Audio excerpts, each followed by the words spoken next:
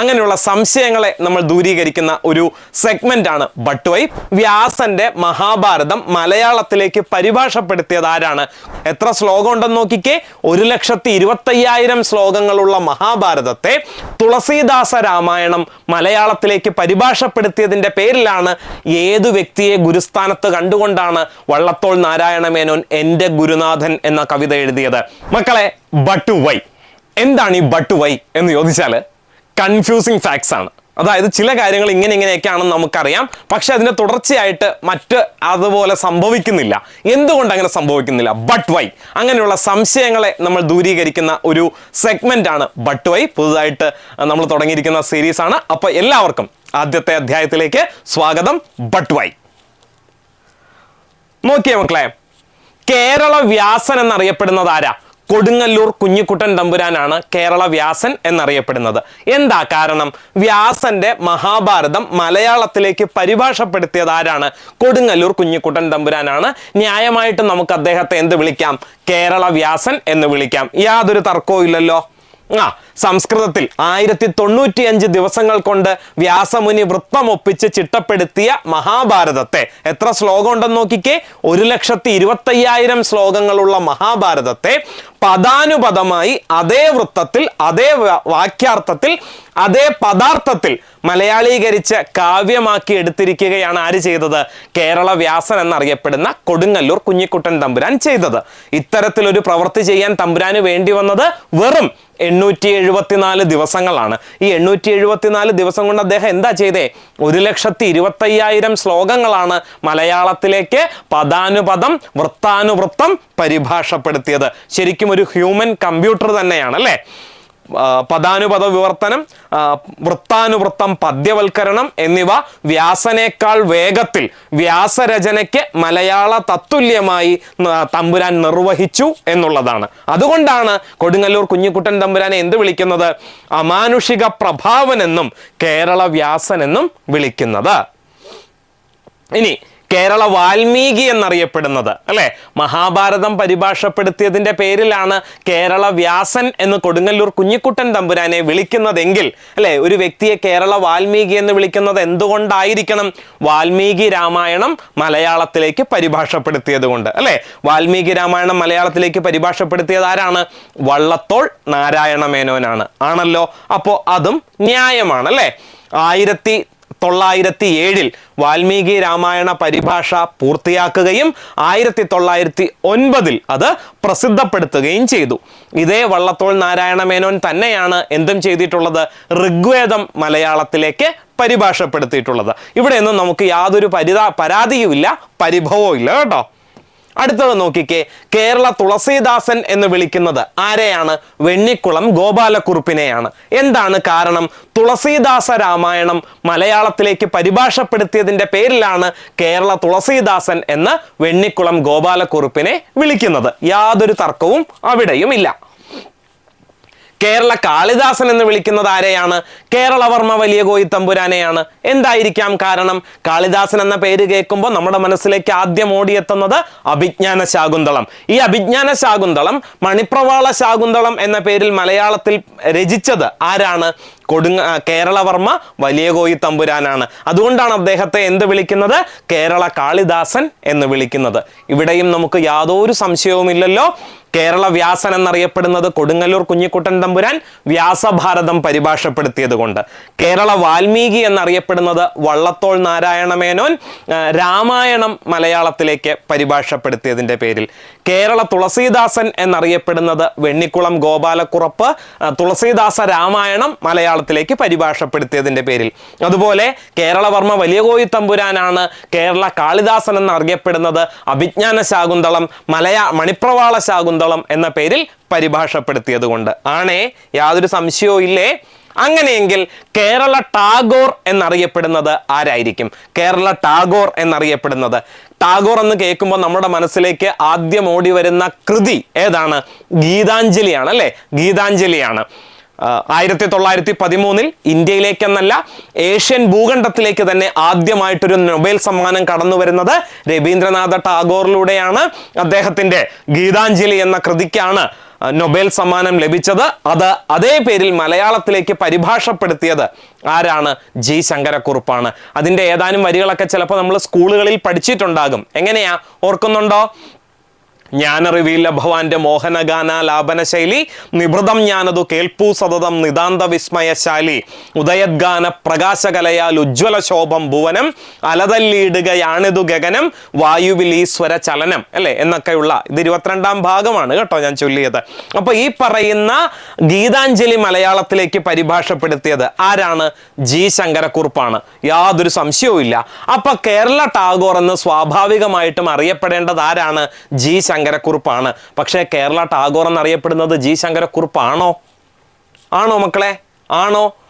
1910 ജൂലൈയിലാണ് 157 ഗാനങ്ങളോടെ ബംഗാളി ഭാഷയിലുള്ള ഗീതാഞ്ജലി പ്രസിദ്ധമായത്. ഇംഗ്ലണ്ടിലേക്കുള്ള യാത്രയിൽ കപ്പലിൽ വച്ചാണ് ടാഗോർ ഗീതാഞ്ജലി ഇംഗ്ലീഷിലേക്ക് പരിഭാഷപ്പെടുത്തിയത്. ഇംഗ്ലീഷ് ഭാഷയിലേക്ക് പരിഭാഷപ്പെടുത്തിയ 103 ഗാനങ്ങൾ ടാഗോർ 1912 നവംബർ 1-ാം തീയതി ലണ്ടനിലെ ഇന്ത്യ സൊസൈറ്റി ഗീതാഞ്ജലി പ്രസിദ്ധപ്പെടുത്തി.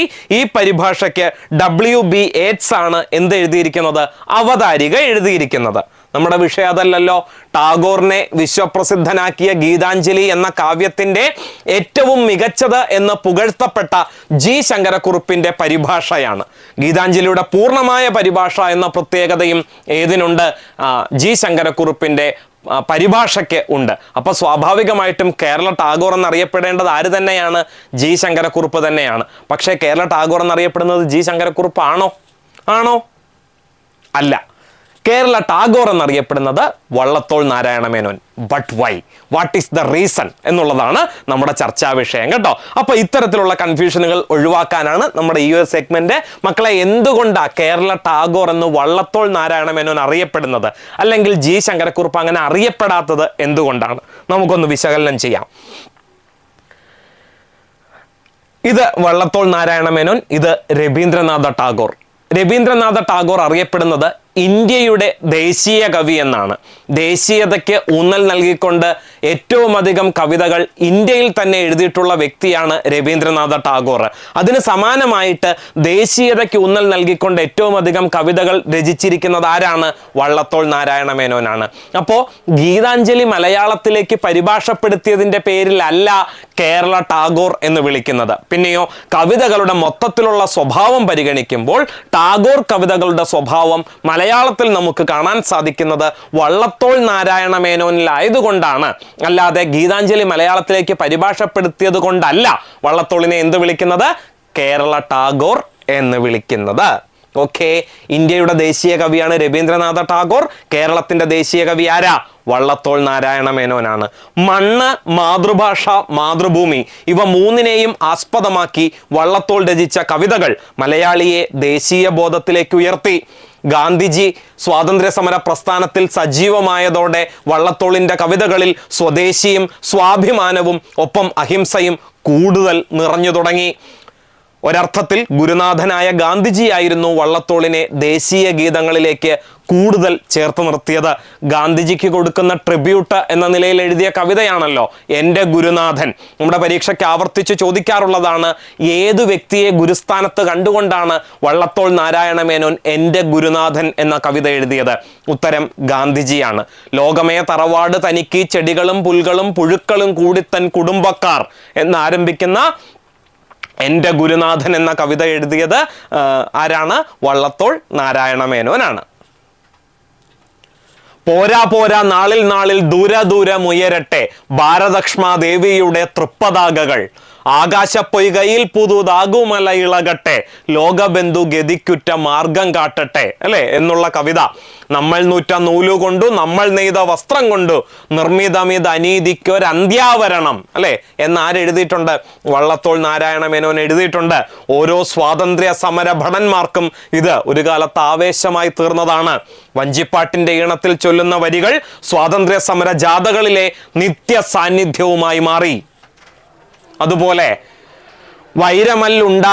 ഉണ്ടായായി സ്നേഹമാണ് ഇന്ത്യ, വൈരമല്ല ഉണ്ടായത് സ്നേഹമാണ് ഇന്ത്യ തൻ പീരങ്കിയിൽ നിറപ്പിതസ്മ സദ്ഗുരു, അല്ലെ, ഗാന്ധിജിയെ കുറിച്ച് പാടിയതാണ്.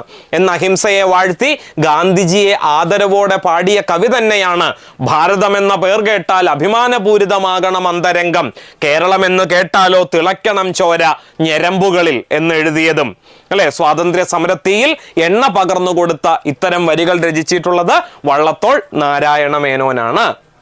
മറ്റുള്ള ഭാഷകൾ കേവലം ധാത്രിമാർ, മർത്യന്നു പെറ്റമ്മ തൻ ഭാഷ താൻ, മാതാവിൻ വാത്സല്യ ദുഗ്ധം നുകർന്നാലേ പൈതങ്ങൾ പൂർണ്ണ വളർച്ച നേടൂ.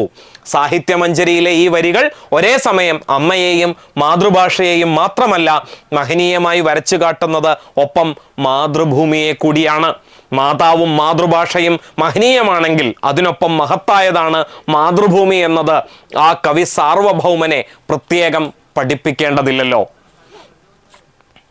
കേവലം വരികളിൽ മാത്രമായിരുന്നില്ല, പ്രവൃത്തിയിലും ദേശീയ പ്രസ്ഥാനങ്ങളോട് ചേർന്ന് നിന്നു വള്ളത്തോൾ. ഐത്തോച്ചാടനത്തിനും സമത്വത്തിനും സാഹോദര്യത്തിനും വേണ്ടി നിലകൊണ്ടു.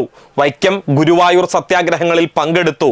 വെയിൽസ് രാജകുമാരൻ വച്ചു നീട്ടിയ പട്ടും വളയും അർത്ഥശങ്കയ്ക്കിടയില്ലാത്ത വിധം നിരസിച്ചതിൽ നിന്ന് തന്നെ വള്ളത്തോളിന്റെ ദേശസ്നേഹവും സ്വാതന്ത്ര്യ പോരാട്ടത്തോടുള്ള ആത്മാർത്ഥതയും വ്യക്തമാകുന്നു. പിന്നെ കേരള ടാഗോർ എന്ന വിളിപ്പേരിന് മറ്റൊരു അർഹനുണ്ടോ എന്ന് ചിന്തിച്ചാൽ മതിയാകും, അല്ലേ? എൻ്റെ ഗുരുനാഥൻ എന്ന മഹത്തായ കവിത ഗാന്ധിജിയെക്കുറിച്ച് എഴുതിയിട്ടുള്ള ഏത് സാഹിത്യങ്ങളിലും അത് ഏത് ഭാഷയിലാണെങ്കിൽ പോലും പ്രഥമഗണനീയമാണ് എന്നതിൽ സംശയമില്ല. മാതൃവന്ദനം നടത്തിയ മഹാകവിയുടെ മാതൃഭൂമി വന്ദനമാണ് ഈ വരികൾ. ഭാരതം എന്താണെന്ന് അറിഞ്ഞ, അതിനെ ആത്മാവിലേക്ക് ആവാഹിച്ചവർക്ക് മാത്രം എഴുതാൻ കഴിയുന്ന വരികൾ. അപ്പോൾ എല്ലാ സംശയവും നീങ്ങിയിട്ടുണ്ടാകും എന്ന് വിചാരിക്കുന്നു. എന്താണോ ഇന്ത്യൻ സാഹിത്യത്തിൽ രവീന്ദ്രനാഥ ടാഗോർ ചെയ്തത്, അത് അതുപോലെ തന്നെ മലയാള സാഹിത്യത്തിൽ ചെയ്ത വ്യക്തിയുടെ പേരാണ് വള്ളത്തോൾ നാരായണ മേനോൻ. അതുകൊണ്ടാണ് വള്ളത്തോൾ നാരായണ മേനോനെ കേരള ടാഗോർ എന്ന് വിളിക്കുന്നത്. പക്ഷേ തെറ്റിക്കരുത്, ഗീതാഞ്ജലി മലയാളത്തിലേക്ക് പരിഭാഷപ്പെടുത്തിയത് വള്ളത്തോൾ നാരായണ മേനോനല്ല, ജി ശങ്കരക്കുറുപ്പാണ്. അപ്പൊ ഇത്രയും നേരം പറഞ്ഞ കാര്യങ്ങൾ നമുക്ക് ഒന്നുകൂടി പറയാം. കേരള വ്യാസൻ എന്നറിയപ്പെടുന്നത് കൊടുങ്ങല്ലൂർ കുഞ്ഞിക്കുട്ടൻ തമ്പുരാൻ. കേരള വാൽമീകി എന്നറിയപ്പെടുന്നത് വള്ളത്തോൾ നാരായണ മേനോൻ. കേരള തുളസീദാസൻ എന്നറിയപ്പെടുന്നത് വെണ്ണിക്കുളം ഗോപാലക്കുറുപ്പ്. കേരള കാളിദാസൻ എന്നറിയപ്പെടുന്നത് കേരളവർമ്മ വലിയകോയി തമ്പുരാൻ. കേരള ടാഗോർ എന്നറിയപ്പെടുന്നതോ വള്ളത്തോൾ നാരായണ മേനോൻ. സെറ്റല്ലേ? പറഞ്ഞ കാര്യങ്ങളിൽ യാതൊരു സംശയവും ഇല്ലല്ലോ. അങ്ങനെയാണെങ്കിൽ നിങ്ങൾക്കൊരു വർക്ക് കേട്ടോ, നിങ്ങൾക്കൊരു വർക്ക് തരികയാണ്. വള്ളത്തോൾ നാരായണ മേനോന്റെ മറ്റ് അപരനാമങ്ങൾ കൂടി നിങ്ങൾ ഈ വീഡിയോയ്ക്ക് കമന്റ് ചെയ്യുക. ഓക്കെ, അപ്പോൾ മറ്റൊരു കൺഫ്യൂസിങ് വീഡിയോയുമായിട്ട് നമ്മൾ വീണ്ടും വരുന്നതായിരിക്കും. ഇന്നത്തേക്ക് അവസാനിപ്പിക്കുന്നു. But why? മറ്റൊരു അധ്യായവുമായി വീണ്ടും കാണാം. നന്ദി, നമസ്കാരം.